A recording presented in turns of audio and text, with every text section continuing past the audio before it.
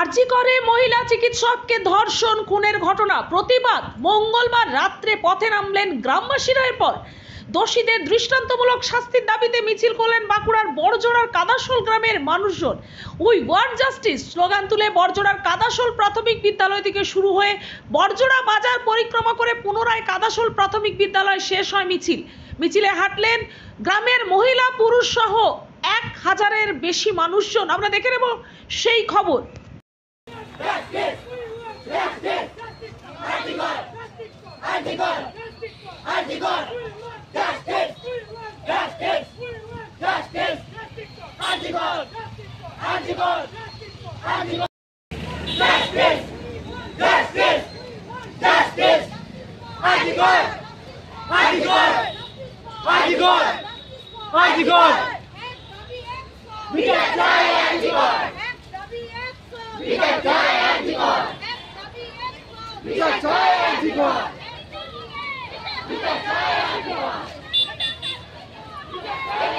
আগামী 9ই আগস্ট রাত 3টের সময়তে আরজিকর মেডিকেল কলেজে এক মহিলা ডাক্তারকে নির্যাতিত এবং ধর্ষণ করে খুন করা হয়েছে এবং এই শাস্তির দাবিতে আমরা ন্যায় বিচারের জন্য আমরা পথে নেমেছি।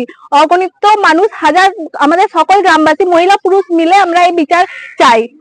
কোন গ্রাম? কাদাশোল। কোথা থেকে কোথা পর্যন্ত র্যালি হয়েছে? কাদাশোল ভৈরবস্থান থেকে বড়জোড়া চৌমাথা পর্যন্ত আমরা এই র্যালি করেছি। আমরা এই ন্যায় বিচার চাই।